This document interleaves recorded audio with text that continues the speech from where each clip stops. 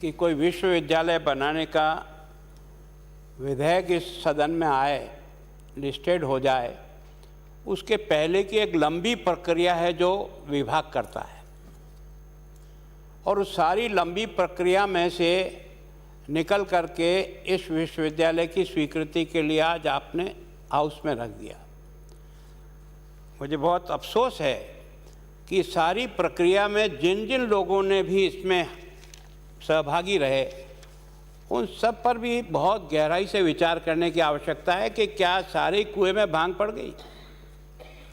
कोई भी देखने वाला नहीं, समझने वाला नहीं है ना, सबने हाँ में हाँ मिलाना, केवल यही एकमात्र उद्देश्य समझा। अध्यक्ष जी, इसमें जो लिखा है, और गुरुकुल शिक्षण संस्थान सीकर के ने राजस्थान राज्य में जयपुर रोड सीकर जिला सीकर के अनुसूची 1 में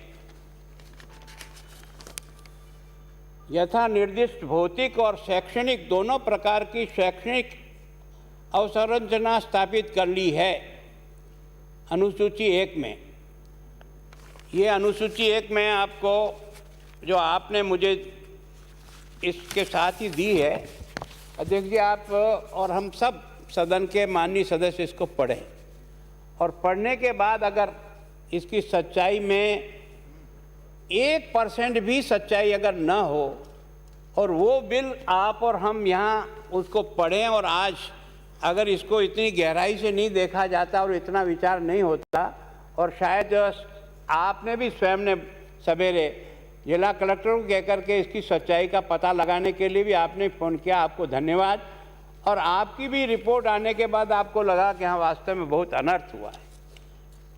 ये आपकी अनुसूची 1 है, एक भूमि जयपुर रोड सीकर जिला सीकर राजस्थान पर खसरा नंबर 47 181 182 2607/182, ये सारा का सारा दिया है।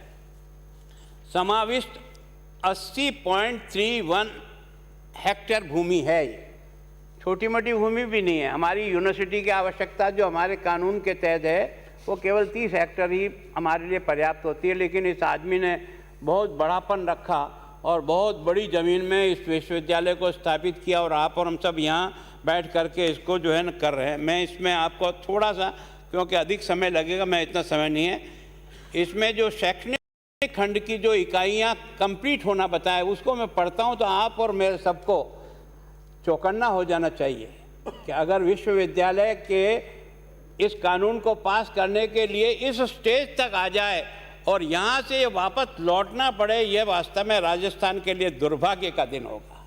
ये सामान्य घटना नहीं है।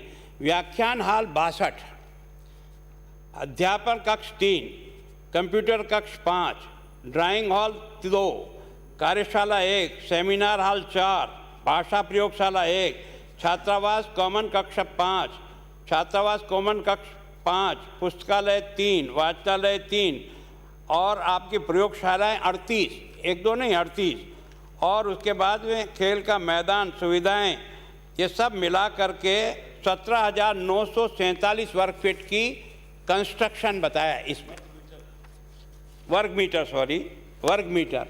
और इसके बाद जो है ना, निवास खंड में इन्होंने बताया है कि ये जो है ना 24,841 वर्ग मीटर काम जो है ना, वो अध्यापकों के लिए, बाकी जो आपके सारे हैं, और इसमें सारे के सारे खेल मैदान भी बता रखे हैं।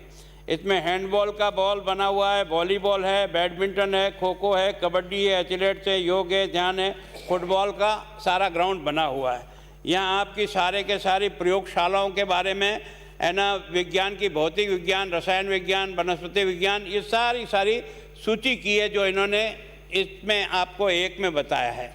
अब इसमें आप आगे देखें, क्या स्थिति पता नहीं। ये सारा कंस्ट्रक्शन हो चुका है।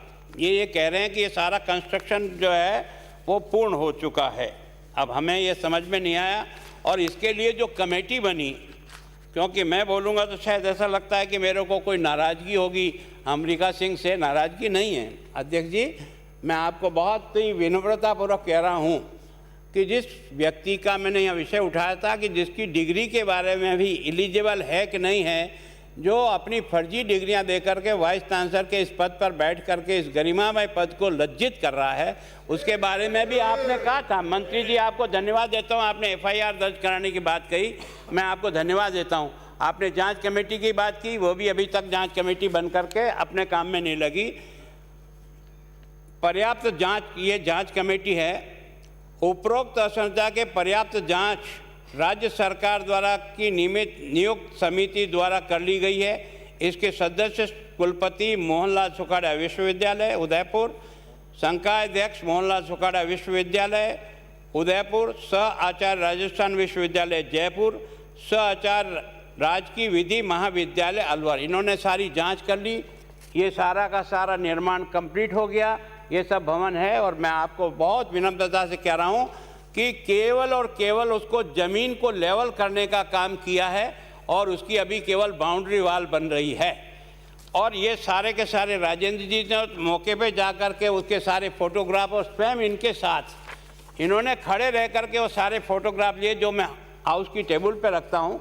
अध्यक्ष जी, आपसे बहुत विनम्र प्रार्थना कर रहा हूँ, अगर वास्तव में हमारे विश्वविद्यालय की यह स्थिति है और हम यहाँ, क्योंकि ये तो पहली बार हुआ जो कोई मौका देखा जाए या मौके के बारे में कोई रिपोर्ट करें, बाकी न तो आप देखते हो न मैं देखता हूँ कि कौन इसमें लिख रहा है, कितना सच है और कितना सच नहीं है।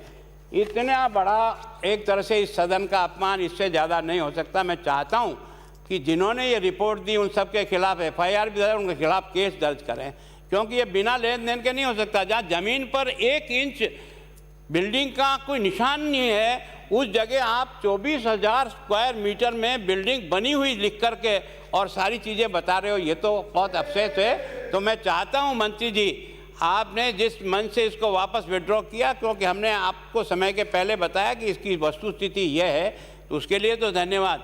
लेकिन इनके खिलाफ बिना कार्रवाई किए हुए लेना और न लेना आप और इस सदन के ऊपर माथे पर कलंक है।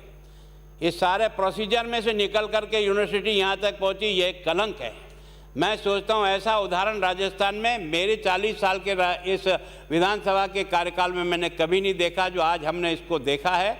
मेरी फिर विनम्र प्रार्थना है, इस सामान्य घटना नहीं मान करके इस पर हर हालत में जिन का भी योगदान रहा उन सब पर एक्शन होना चाहिए। पैसे के लेन देन के अलावा और कुछ आधार हो नहीं सकता।